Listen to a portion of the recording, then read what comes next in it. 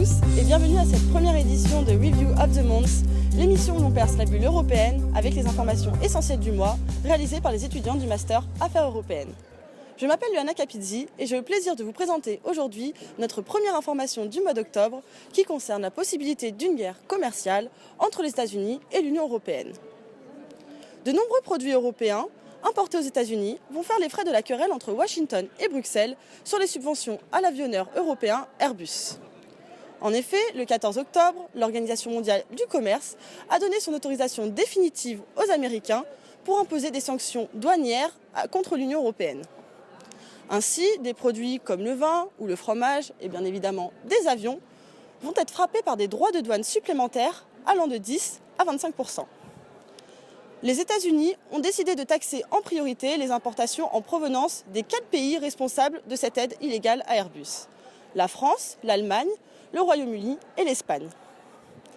Après la guerre commerciale entre les États-Unis et la Chine, Donald Trump, actuellement sous menace de destitution, a décidé d'en engager une nouvelle contre son allié, l'Union européenne. Je passe maintenant la parole à Alvaro Arteaga qui va vous parler d'une information récente qui concerne l'offensive turque en Syrie. Bonjour Luana et bonjour à tous. La Turquie a lancé depuis le 9 octobre une opération militaire contre les forces kurdes dans le nord de la Syrie. Cette offensive a été fortement condamnée par la communauté européenne et internationale. En effet, le 14 octobre dernier, les ministres des Affaires étrangères de l'Union européenne ont condamné l'action militaire de la Turquie qui compromet gravement la stabilité et la sécurité de l'ensemble de la région selon eux. Les ministres promettent également des sanctions contre les forages illégaux réalisés par la Turquie au large de Chypre. Cependant, les pays membres de l'Union européenne n'ont pas réussi à se mettre d'accord sur la mise en place d'un embargo européen sur les ventes d'armes à la Turquie, notamment en raison de l'opposition du Royaume-Uni. Après l'échec de cet embargo européen, les différents pays de l'Union européenne doivent adopter des positions nationales et certains, dont la France, ont affirmé stopper les ventes d'armes susceptibles d'être utilisées par la Turquie contre les forces kurdes. Le 17 octobre dernier, le vice-président américain, en déplacement à Ankara, a annoncé que la Turquie mettait fin à son offensive militaire en Syrie après le retrait des forces kurdes. Merci Alvaro. Notre dernière information du mois concerne le Brexit et l'accord de sortie repoussé par le Parlement britannique le samedi 19 octobre.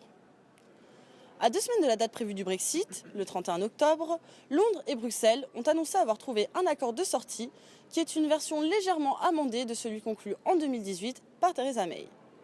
Alors, quels sont les nouveaux points de cet accord ? Il concerne principalement le cas de l'Irlande du Nord, qui est l'un des principaux points de blocage du Brexit. Dans cet accord, celle-ci formerait une zone réglementaire avec l'Union européenne et devrait donc suivre les normes européennes fixées dans le cadre du marché intérieur. Cependant, elle ferait également partie de l'union douanière britannique.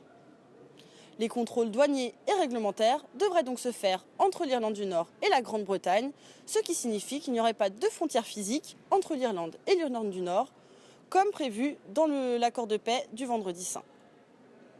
Comme prévu précédemment, le Royaume-Uni resterait membre de l'union douanière et du marché intérieur de l'Union européenne pendant la période de transition, c'est-à-dire fin 2020, maximum fin 2022. Ce laps de temps sera mis à profit pour négocier un véritable accord de libre-échange.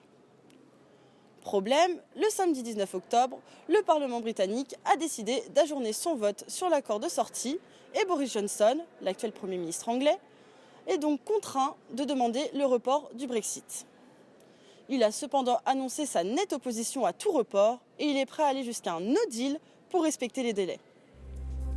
Nous allons aller à présent à la rencontre des étudiants afin de tester leurs connaissances sur la nouvelle commission.